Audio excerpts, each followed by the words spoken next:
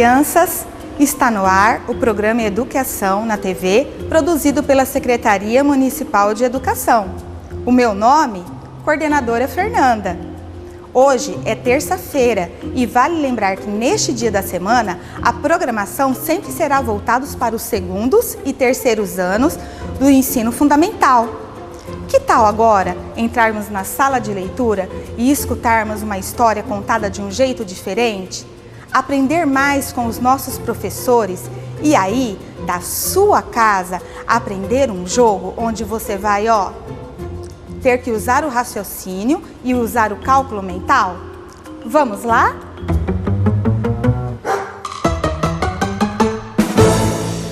Olá, crianças! Tudo bem com vocês? Eu sou a professora Aline e hoje eu vou contar uma história para vocês bem legal.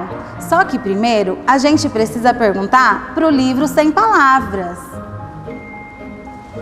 Livro Sem Palavras, qual é a sugestão? Nos conte agora para as crianças se divertir de montão.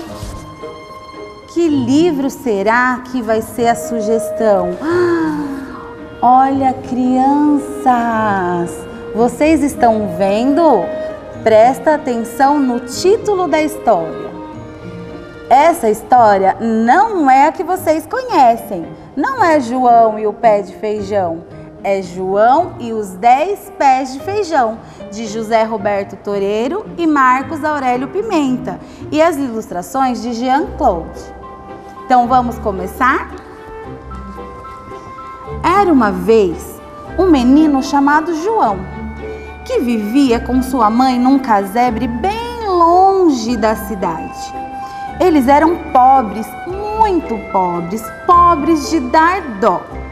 Só o que tinham era uma vaca e viviam de vender o seu leite. Mas um dia, quando João foi ordenhá-la, não saiu nem uma gota. Então a mãe de João disse: "Meu filho, nosso dinheiro acabou, nossa vaquinha secou. Vá até o mercado e veja se alguém quer comprá-la." João pegou o animal pelo cabresto e foi até a cidade.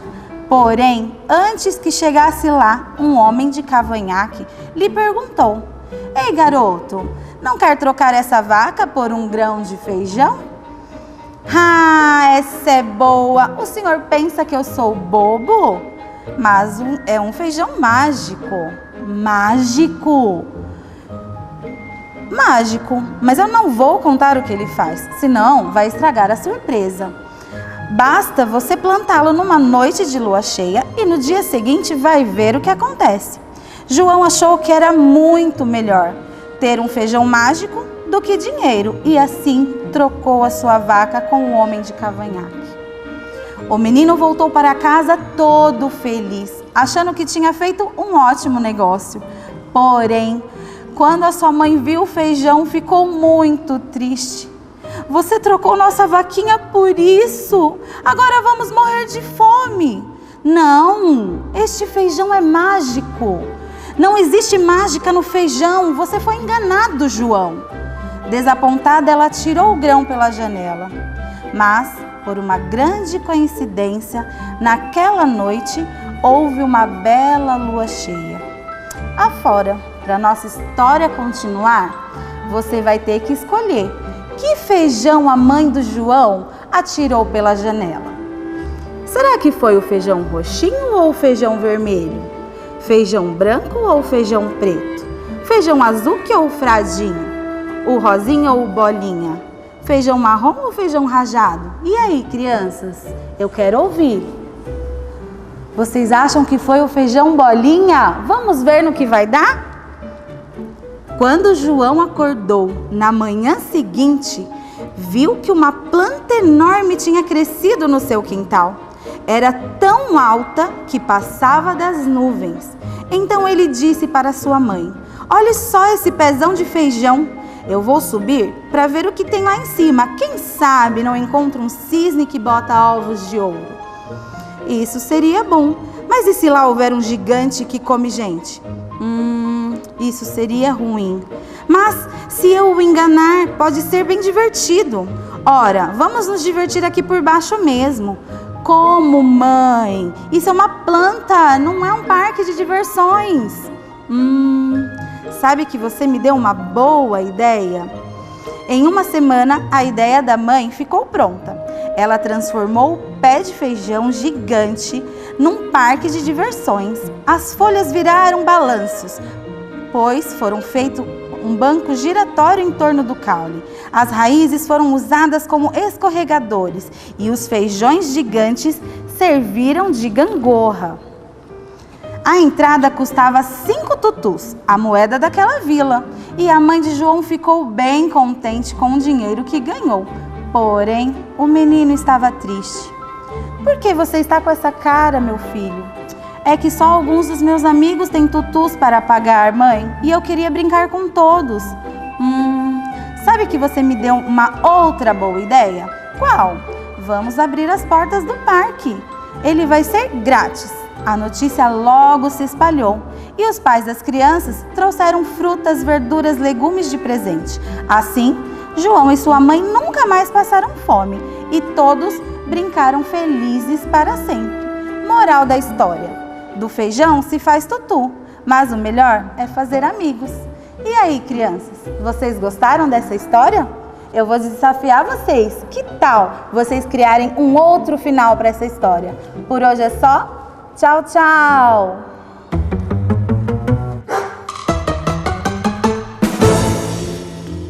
Olá, crianças! Tudo bem? Eu sou a professora Adriana e hoje nós vamos falar sobre parlendas. Você sabe o que são parlendas? Parlendas são textos transmitidos oralmente de geração em geração. Ou seja, a minha avó contou para minha mãe, que contou para mim, e agora eu estou aqui contando para vocês. São textos divertidos que possuem ritmo e podem ou não ter rimas. Por terem essa estrutura, eles são nossos aliados na hora de aprender a ler e escrever, porque são fáceis de memorizar. Hoje eu trouxe para vocês uma parlenda intitulada Cadê? Você conhece essa parlenda? Vamos ler ela juntinhos? Cadê o toucinho que estava aqui? O gato comeu. Cadê o gato? Foi para o mato. Cadê o mato? Pegou fogo. Cadê o fogo? A água apagou. Cadê a água? O boi bebeu. Cadê o boi? Foi carregar o trigo. Cadê o trigo? A galinha espalhou. Cadê a galinha? Foi botar o ovo. Cadê o ovo? O frade comeu. E cadê o frade? Tá no convento. Percebam, ela tem uma estrutura de perguntas e respostas. Por as parlendas serem essa tradição oral e não terem um autor, elas podem se modificar de região para região. Hoje eu trouxe 3 para que a gente compare, como por exemplo, na região sul. Como será que é essa parlenda? Olha lá, em Santa Catarina, na região sul, como está pintadinho lá no nosso mapa, olha lá. Ela vai mudar a partir da pergunta, cadê o ovo? Até esse ponto, ela é igualzinha. Então vamos ver a partir de onde ela muda. Olha lá, cadê o ovo? O padre comeu. Cadê o padre? Está na igreja. E como é que se chega à igreja? Por aqui, por aqui, por aqui. Viu? Ela vai mudar ali o seu finalzinho. Mas ela ainda pode ser um pouquinho diferente na região centro-oeste. Quer ver? Olha lá, no Mato Grosso. Cadê o ovo? O padre comeu. Cadê o padre? Foi rezar a missa. Cadê a missa? Já se acabou. Percebe? Ela mudou mais um pouquinho e também a partir do mesmo ponto. Mas a região mais diferente que eu encontrei essa parlenda foi a da região Nordeste. Vamos ver como ela ficou? Olha lá. Cadê o rato que estava aqui? O gato comeu. Cadê o gato? O cachorro mordeu. Cadê o cachorro? O dono prendeu. Cadê o dono? Foi pescar. Mas cadê o peixe? Uma onça pegou. Cadê a onça?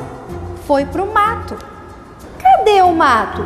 O fogo queimou. Cadê o fogo? A chuva apagou. Mas cadê a chuva? O boi bebeu. Cadê o boi? O boi tá no sítio. Cadê o sítio? Tá no interior. Cadê o interior? Está em Simões Filho. Cadê Simões Filho? Está perto de Salvador. Cadê Salvador? Está na Bahia. Cadê a Bahia? Está na região Nordeste. Cadê a região Nordeste? Está no Brasil. Perceberam como essa parlenda, ela alterou as perguntas e as respostas, mas ela manteve a sua mesma estrutura? Você conhece alguma parlenda assim? Pergunte para as pessoas na sua casa como elas conhecem essa parlenda. Qual versão é a mais conhecida? Você pode também desenhar essa parlenda no seu caderno, escrever, recortar e tentar organizá-la. Vamos fazer esse desafio? Até mais, pessoal!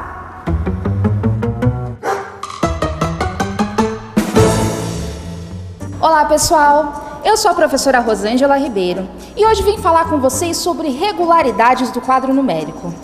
Talvez você esteja se perguntando o que são regularidades. Eu vou te explicar. Olha só, eu regularmente sinto fome. Isso quer dizer que eu sempre sinto fome. Um amigo meu regularmente faz desenhos. Quer dizer que ele sempre desenha. Você regularmente toma banho, não é? Eu espero que sim. Isso quer dizer que você sempre toma banho. Regularidades são coisas que sempre acontecem. Mas então vem comigo para o quadro para que nós possamos observar as regularidades que existem nele. Olha só. A primeira regularidade que nós vamos observar são as das linhas, que aqui nós temos na horizontal, deitadas. Nessa primeira linha, nós vemos que existe um padrão. São números de apenas um algarismo. Esses algarismos são aqueles que representam as unidades. E na linha, nós também observamos que para que um número se modifique, nós passamos sempre de 1 em 1. Olha só, do 0 para o 1, eu aumento um número. Do 1 para o 2, mais um número. Do 2 para o 3, aumento mais um. E essa é uma regularidade presente em todas as linhas do nosso quadro. Quer ver só? Nós vamos olhar para uma outra linha, a do 40. Na linha do 40, nós podemos observar que a regularidade continua, mas aqui nós temos números com dois algarismos, o das unidades e o das dezenas. E aquilo que nós vamos ver que tem alteração são apenas as unidades. As dezenas continuam iguais, mas aquela regularidade de mudar sempre de 1 em 1 permanece, olha só. Do 40 para o 41, mudei um número. Do 41 para o 42, também um número. Do 42 para o 43, também um número. E assim até o final da nossa linha. Bacana, não é? Existe uma outra regularidade importante de observarmos no quadro, que é das colunas, que fica em pé, na vertical. Olha só, observando essa primeira coluna, nós podemos ver que a regularidade das linhas não vale para as colunas, porque nas colunas o que se alteram são as dezenas e não as unidades. E nós não passamos de 1 em 1, nós passamos os números de 10 em 10. Veja comigo, do 0 para o 10, eu passei 10 números, porque eu precisei andar todos esses aqui até chegar nele. Do 10 para o 20, mais 10 números. Do 20 para o 30, 10 números e assim por toda a coluna. Olha que bacana, nós podemos observar e guardar na cabeça que nós temos duas regularidades importantes que aprendemos até aqui. Nas linhas, os números se alteram sempre passando de 1 em 1, enquanto nas colunas, os números se alteram sempre de 10 em 10. Muito legal, não é? Mas eu quero te convidar para ver uma outra coisa. Nós temos como descobrir quem são os vizinhos de cada número dentro do quadro. Quer ver só? Se eu quiser encontrar, por exemplo, quem fica ao redor do número 54, como eu consigo? Lembra que nas linhas eu consigo sempre mudar de 1 em 1? Para que eu saiba quem é o antecessor do 54, que é o número que vem antes, eu sempre vou tirar um número. 54 menos 1... Quanto dá? 53. Já, se eu quiser saber qual é o sucessor, o número que vem depois, eu adiciono um número.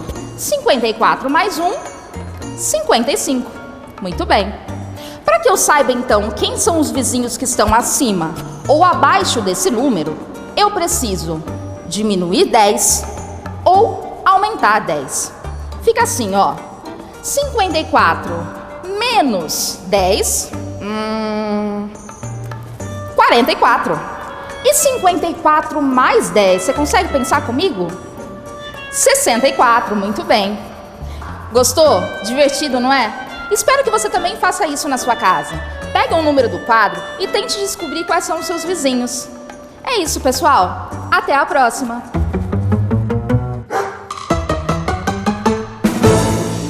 Oi pessoal, eu sou a professora Nayara e hoje eu estou aqui para conversar um pouco com vocês sobre um gênero textual que eu gosto muito, o poema. Mas antes eu quero relembrar alguns outros gêneros textuais que eu tenho certeza que vocês conhecem, como o conto de fadas, um conto que traz muitos elementos mágicos, fadas madrinhas. Um outro também é a fábula, que no final tem sempre o ensinamento. Tem também o conto de esperteza, que o personagem principal usa muito da sua inteligência para se dar bem. Também tem outros gêneros que circulam no nosso dia a dia, como por exemplo, o jornal, aquele que é cheio de notícia, que as nossas famílias usam para se informar. Tem também as receitas, aquela de bolo, de brigadeiro, até aquela de massinha que a professora utiliza na sala de aula, também é um gênero. Antes de eu contar algumas curiosidades do gênero poema, eu gostaria de ler um poema para vocês. O poema que eu vou ler hoje se chama A Porta e quem escreveu ele foi o Vinícius de Moraes. Eu sou feita de madeira, madeira, matéria morta, mas não há coisa no mundo mais viva do que uma porta. Eu abro devagarinho para passar o menininho. Eu abro bem com cuidado para passar o namorado. Eu abro bem pra azeiteira para passar a cozinheira. Eu abro de supetão para passar o capitão. Só não abro para essa gente que diz: a mim bem me importa que se a pessoa é burra como uma porta. Eu sou muito inteligente. Eu fecho a frente da casa, fecho a frente do quartel, fecho tudo nesse mundo, só vivo aberta pro céu. Pessoal, vamos olhar para um trecho do poema, aonde acontecem as rimas. Devagarinho, menininho, cuidado, namorado, prazeiteira, cozinheira, supetão, capitão. São palavras que rimam, mas o que é a rima? A rima são sons que combinam. Por exemplo, o que rima com casa? Brasa. E o que rima com mesa? Beleza. E o que rima com beleza? Duquesa.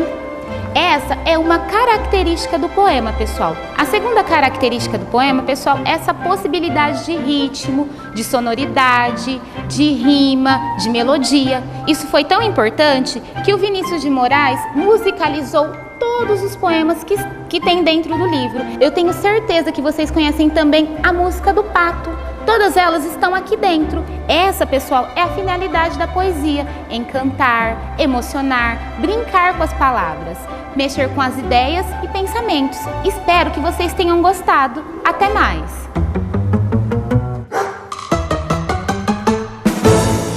Olá, crianças! Eu sou o professor Fernando e hoje nós vamos falar um pouco mais sobre os números, os algarismos e os valores posicionais que cada um contém.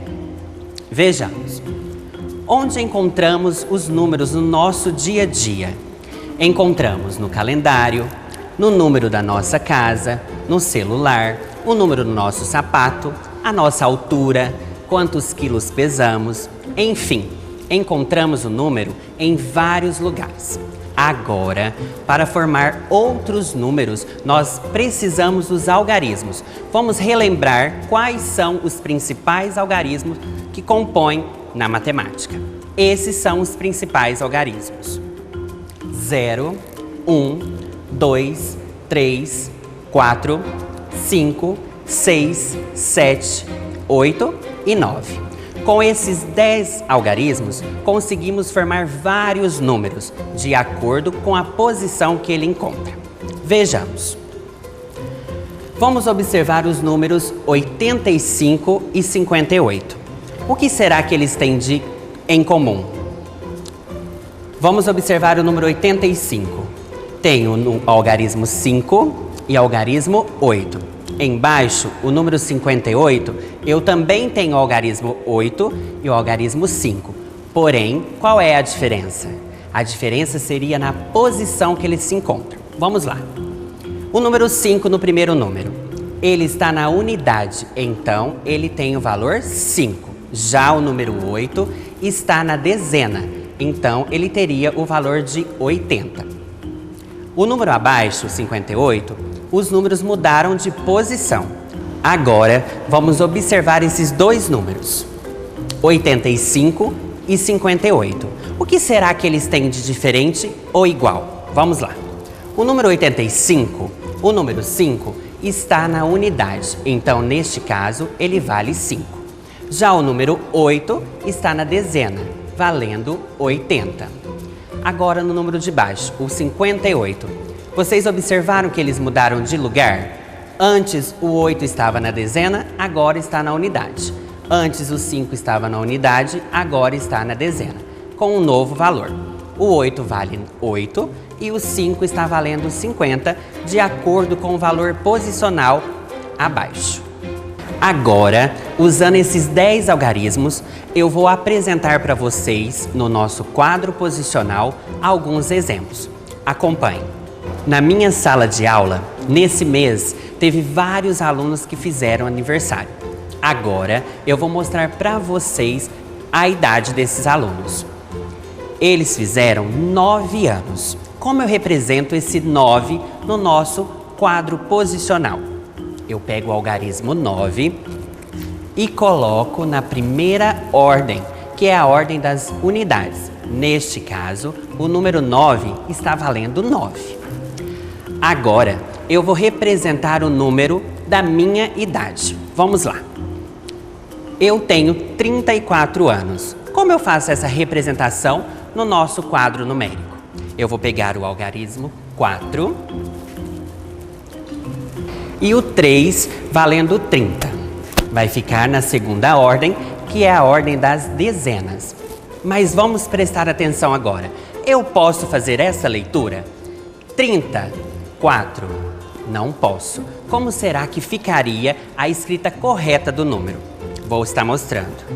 Eu pego o número 30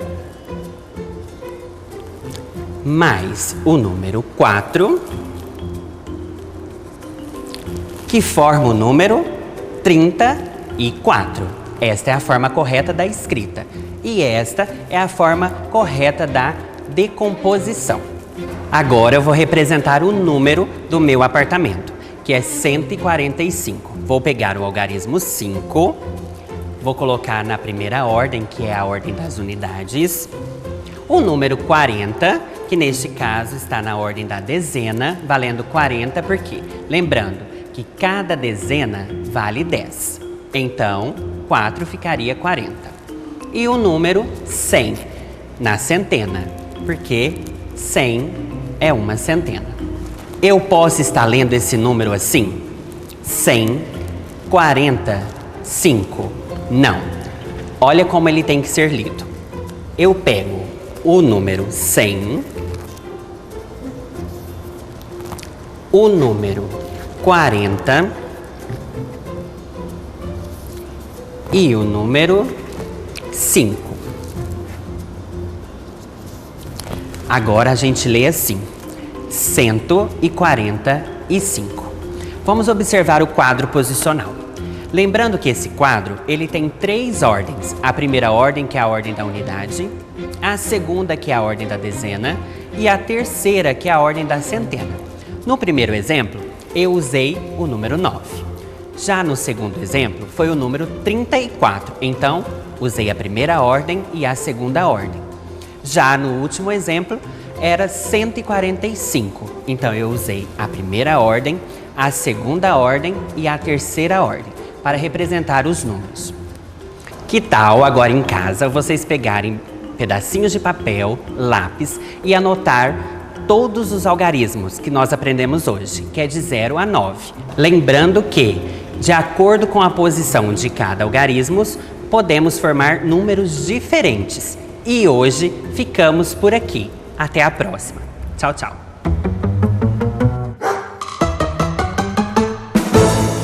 Olá pessoal, sou a professora Ana Caroline e hoje nós vamos brincar com adições através de um jogo muito divertido. É o escondidinho da matemática. Chamem todos que moram com vocês e vamos brincar. Para começar, precisaremos de alguns materiais. Copos plásticos, daqueles que vocês têm em casa, pedaços pequenos de papel, que podem ser tanto folha sulfite ou de caderno também, e uma caneta. Em cada pedaço de papel, vocês deverão escrever uma adição. Mas vocês sabem o que é uma adição? Uma adição é um cálculo que nós utilizamos quando precisamos contar, juntar, somar, agrupar alguma coisa. Depois de cada adição escrita, vocês deverão dobrar os papéis e colocá-los um debaixo de cada copo. Lembrem-se também de utilizar os números que vocês já conhecem. Afinal, o objetivo do jogo é que vocês façam cálculos mentais rápidos e vocês poderão fazê-los do jeito que preferirem, utilizando as mãos, palitinhos, tampinhas, aquilo que for melhor e possível para vocês. Depois, nós vamos misturar os copos para embaralhar as adições. O participante que iniciar o jogo deverá escolher um copo, retirar o papel de baixo e ler a adição. Vocês também podem estipular um tempo para que cada participante dê a resposta correta.